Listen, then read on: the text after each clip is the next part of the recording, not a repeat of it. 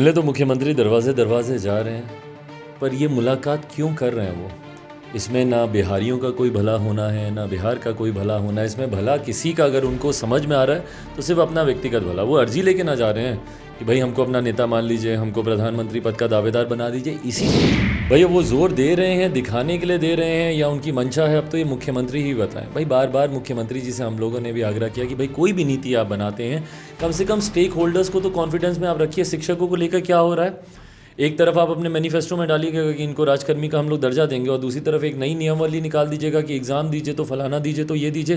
भाई जिन शिक्षकों के लिए आप वो नीति बना रहे हैं उनको बुला के पूछिए तो कि आपको क्या चाहिए, आपको क्या नहीं चाहिए। सोशल इंजीनियरिंग के तहत ये सिर्फ जातियों में लोगों को, बिहारियों को बांटकर उनके ऊपर कैसे सत्ता में आ जाया जाए, सिर्फ ये उसी की रणनीति ये तैयार करते हैं। तो ऐसे में अब इनको संभवतः इस बात का एहसास हो रहा है कि भाई जातीय जनगणना से इनको लाभ है कि नुकसान। मैं इनके गठबंधन की बात नहीं कर रहा, इनके साथी घटक दलों की मैं बात नहीं कर रहा, मैं मुख्यमंत्री जी की और उनके दल की बात कर रहा हूँ कि उससे लाभ है कि इनको नुकसान है। अगर इनको नुकसान लग रहा होगा इसीलिए इन्होंने अपना पक्ष मजबूती से नहीं रखा होगा।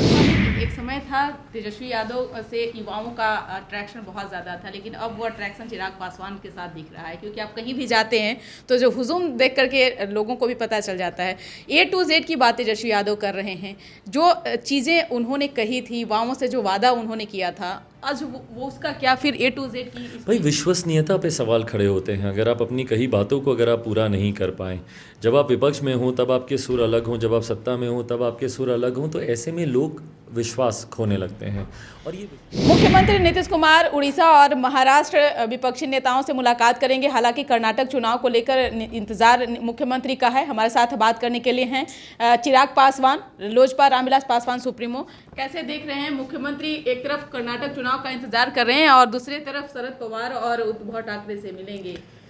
मिलने तो मुख्यमंत्री दरवाजे दरवाजे जा रहे हैं, पर ये मुलाकात क्यों कर रहे हैं वो? इसमें ना बिहारियों का कोई भला होना है, ना बिहार का कोई भला होना है। इसमें भला किसी का अगर उनको समझ में आ रहा है तो सिर्फ अपना व्यक्तिगत भला। वो अर्जी लेके ना जा रहे हैं कि भाई हमको अपना नेता मान लीजिए, हमको प्रधानमंत्री पद का दावेदार बना दीजिए। इसी सोच के साथ जा रहे हैं। भाई विपक्षी एकता क्या है? जो मुख्यमंत्री बिहार को एकजुट नहीं रख पाए वो विपक्षी एकता को एकजुट करेंगे, और विपक्ष इन्हीं के साथ एकजुट होगा। विपक्ष के बाद एक से एक धुरंधर बैठे हैं। कांग्रेस 600-700 विधायक के साथ बैठी है, ममता जी 200 प्लस विधायकों के साथ बैठी हैं, केजरीवाल जी दिल्ली पंजाब मिलाकर 150 विधायक के साथ बैठे हैं, अखिलेश जी 125 विधायक के साथ बैठे हैं। तो कोई 40 विधायक वाले को मानेगा? इनकी सोच बस ये है कि दरवाजे दरवाजे जाकर अपनी अर्जी दें प्रधानमंत्री बनने की। पर इसमें दुख इस बात का होता है कि ये ऐसे दरवाजे को खटखटाने से भी ये संकोच नहीं करते हैं जहाँ पे बिहारियों को पीटा गया। आज जब ये महाराष्ट्र आ जाएंगे, कुछ ऐसे दलों के नेताओं से भी मिलेंगे जिनके ऊपर ये आरोप रहे हैं कि उन्होंने बिहारियों के ऊपर लाठी चलाने का काम किया, बिहारी शब्द तक को गाली बनाने का काम किया। ऐसे में जब ये उनके पास जाएंगे तो क्या पूछेंगे मुख्यमंत्री जी कि क्यों बिहारियों को यहाँ पे प्रताड़ित किया गया? और साथ में मैं आग्रह करूँगा उन तमाम दल के नेताओं से कि पूछें मुख्यमंत्री जी से कि क्यों आपके प्रदेश के लोग इतनी भारी संख्या में हम लोग के प्रदेश में रहते हैं, क्यों बिहार के लोग यहाँ पर आ रहे हैं, क्यों आप लोग बिहार में ही बिहारियों को सुविधाएं नहीं देते कि बिहार से पलायन रुके। तो यहाँ पे ना बिहार आ रहा है ना बिहारियों की बात हो रही है। मुख्यमंत्री जी व्यक्तिगत महत्वाकांक्षा को साधने के लिए भैया देश क्या दुनिया का भ्रमण करने निकल जाए। चिराग पासवान जी, आप नीतीश कुमार को बड़ी बेबाकी से बातों को रखते हैं, और अगर किसी ने हिम्मत दिखाई है तो वो आप हैं। एक सवाल यह भी है कि चाचा भतीजा मिलकर के दोनों 30 साल राज किए हैं, सामाजिक न्याय के पुरोधा मानते हैं, लॉ एंड ऑर्डर को लेकर के दावे करते हैं, लेकिन जो स्थितियां बिहार में भी बनी हुई है, हालात जो बने हुए हैं, एक फिर आखिरकार वो जातीय गणना पर क्यों जोर दे रहे हैं? भैया वो जोर दे रहे हैं, दिखाने के लिए दे रहे हैं, या उनकी मंशा है, अब तो ये मुख्यमंत्री ही बताएं। भाई बार बार मुख्यमंत्री जी से हम लोगों ने भी आग्रह किया कि भाई कोई भी नीति आप बनाते हैं, कम से कम स्टेक होल्डर्स को तो कॉन्फिडेंस में आप रखिए। शिक्षकों को लेकर क्या हो रहा है, एक तरफ आप अपने मैनिफेस्टो में डालिएगा कि इनको राजकर्मी का हम लोग दर्जा देंगे, और दूसरी तरफ एक नई नियमावली निकाल दीजिएगा कि एग्ज़ाम दीजिए तो फलाना दीजिए तो ये दीजिए। भाई जिन शिक्षकों के लिए आप वो नीति बना रहे हैं उनको बुला के पूछिए तो कि आपको क्या चाहिए, आपको क्या नहीं चाहिए। ऐसे ही जातीय जनगणना में जो दल इनका समर्थन भी कर रहे हैं, भाई हम लोग भी उनमें से एक थे, आप बुलाते सबको, सबका सुझाव लेते, क्या होना चाहिए, क्यों होना चाहिए, कैसे होना चाहिए। ये नहीं होने का ही कारण है भैया कि किस तरीके से न्यायालय ने इस पर अंतरिम रोक लगा दी।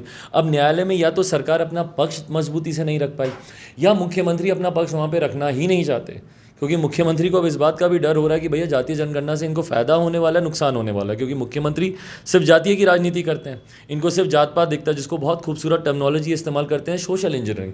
सोशल इंजीनियरिंग के तहत ये सिर्फ जातियों में लोगों को, बिहारियों को बांट कर उनके ऊपर कैसे सत्ता में आ जाया जाए, सिर्फ ये उसी की रणनीति ये तैयार करते हैं। तो ऐसे में अब इनको संभवतः इस बात का एहसास हो रहा है कि भाई जातीय जनगणना से इनको लाभ है कि नुकसान। मैं इनके गठबंधन की बात नहीं कर रहा, इनके साथी घटक दलों की मैं बात नहीं कर रहा, मैं मुख्यमंत्री जी की और उनके दल की बात कर रहा हूँ कि उससे लाभ है कि इनको नुकसान है।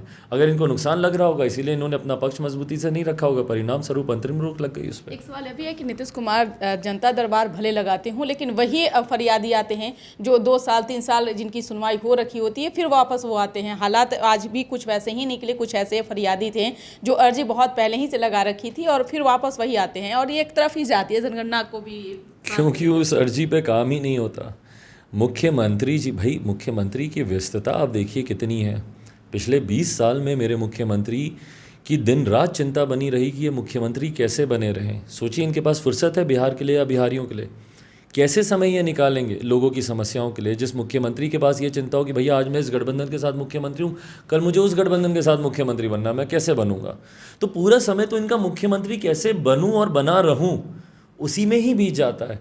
तो ऐसे में जनता दरबार ये सब तो महज एक औपचारिकताएं हैं। भाई मुख्यमंत्री हैं तो कुछ चीज़ें दिखाने के लिए भी करनी है, औपचारिकताएं हैं। अगर वहाँ पे सही में अगर उसका समाधान निकाला जाता, भाई समाधान यात्रा पे भी औपचारिकता के तौर पे निकले थे, क्या समाधान निकल गया शिक्षकों का, क्या समाधान निकल गया बिहार में बढ़ते अपराध का, क्या समाधान निकल गया बिहार में जहरीली शराब से होने वाली मौतों का, क्या समाधान निकल गया बिहार में बढ़ते भ्रष्टाचार का, क्या समाधान निकल गया यहाँ पे छात्रों का जिनके एग्ज़ाम्स भैया 3 साल का कोर्स 5-5 6-6 साल में पूरा नहीं होता, सीटेट बीटेट का क्या इन्होंने समाधान निकाल लिया। तो भाई मुख्यमंत्री के पास इन चीज़ों का समाधान निकालने का समय ही नहीं है, क्योंकि वो व्यस्त हैं। अब आज क्यों किस चीज़ में वो व्यस्त हैं कि मैं प्रधानमंत्री कैसे बनूं।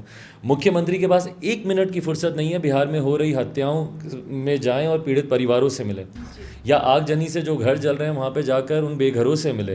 पर मुख्यमंत्री के पास समय है भैया उड़ीसा जाएंगे, समय है उनके पास महाराष्ट्र जाएंगे, देश भ्रमण का समय है, पर बिहार भ्रमण का समय नहीं है। एक सवाल है कि एक समय था तेजस्वी यादव से युवाओं का अट्रैक्शन बहुत ज़्यादा था, लेकिन अब वो अट्रैक्शन चिराग पासवान के साथ दिख रहा है, क्योंकि आप कहीं भी जाते हैं तो जो हुजूम देख करके लोगों को भी पता चल जाता है।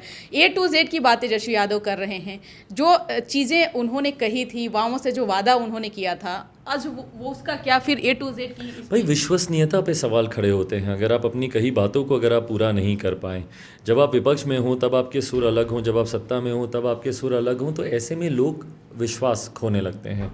और ये विश्वसनीयता का एक अभाव राष्ट्रीय जनता दल में ज़रूर आया है, क्योंकि ये वही लोग थे जिन्होंने नो एंट्री का बोर्ड दिखाया मुख्यमंत्री जी को, बाद में उन्हीं से समझौता कर लिया। इस बात का भी आक्रोश जनता के बीच भयंकर तौर से है कि भाई कल तक जिनको आप मना कर रहे थे आज आप उन्हीं के साथ हैं, चलिए आप उनके साथ आ भी गए तो कम से कम उन वादों को तो पूरा कीजिए। भले वो 10 लाख रोज़गार देने की बात हो, या शिक्षकों से जो आपने विपक्ष में रहते हुए आपने वादे किए थे, या छात्रों से जो विपक्ष में रहते हुए वादे किए थे, तो अब तो आप सत्ता के साथ आ गए हैं तो उन वादों को पूरा कीजिए। जब ये नहीं होता है तो आक्रोश दिखता है। आज की तारीख में चिराग पासवान के साथ भाई जन सैलाब इसलिए नहीं आता कि भाई चिराग पासवान को देखना है, फ़ोटो खिंचानी है, सेल्फी करनी है। उनका विश्वास बिहार फर्स्ट, बिहारी फर्स्ट के साथ है। उनको इस बात का विश्वास है कि कम से कम एक नेता ऐसा, भले आज की तारीख में मैं क्या दे सकता हूँ किसी को, मैं कुछ नहीं दे सकता, ना मैं केंद्र में सरकार में हूँ ना मैं राज्य में सरकार में हूँ, मैं कुछ नहीं कर सकता, पर कम से कम किसी का के दुख का हिस्सेदार बन सकता हूँ। वहाँ पे जाकर उनके आंसू पोंछ लेता हूँ। और क्योंकि मैं कई विपरीत परिस्थिति से गुजरा हूँ तो मैं जानता हूँ कि दुख बांटने से कम होता है। आप कुछ कीजिए नहीं कीजिए, but just by the virtue that I am there for you, ये एक सोच, ये ख्याल सामने वाले को बहुत हिम्मत देता है उस कठिन परिस्थितियों से लड़ने की। तो मुझे लगता है कि सिर्फ ये विश्वास कि भाई कुछ हो नहीं हो, चिराग कम से कम हमारे साथ है, शायद ये कारण होगा कि लोग इतना साथ में जुड़ रहे हैं। एक अंतिम सवाल चिराग जी, आप भले अकेले हों, आपके साथ जो लोगों का प्यार है, जो समर्थन है, वो सब लोग देख रहे हैं। पशुपति पारस गुट के सांसद मिलने आए, राजद के विधायक मिलने आए, क्या लगता है 24 आते आते कुछ आप खेला करेंगे क्या? खेला की बात नहीं है, देखिए कईयों के साथ मेरे व्यक्तिगत संबंध हैं और वो अक्रॉस पार्टी लाइंस रहे हैं और उनको मैंने हमेशा अपने पिता से सीखते हुए उनको निभाया है। उसी के तहत मुलाकातें ज़रूर होती हैं, बट हाँ क्योंकि सब राजनीति में है तो राजनीतिक चर्चाएं भी ज़रूर होंगी, स्वाभाविक है। 24 को लेकर भी रणनीतियाँ तैयार की जाएंगी। आने वाले समय में इसका असर दिखेगा क्या? मुझे नहीं पता कि इसका ही असर दिखेगा, पर तमाम मुलाकातों लोग का, आएंगे आपके साथ। बिल्कुल तमाम मुलाकातों का, और कई लोग और आएंगे जिसका असर ज़रूर 24 के चुनाव में दिखेगा। बहुत बहुत थैंक शुक्रिया। यू। तो आप सुन रहे थे क्या कुछ कहना था चिराग पासवान का, जिन्होंने कई सवालों का जवाब दिया है। आप क्या सोचते हैं वो कमेंट बॉक्स में ज़रूर अपना ओपिनियन दीजिएगा। धन्यवाद।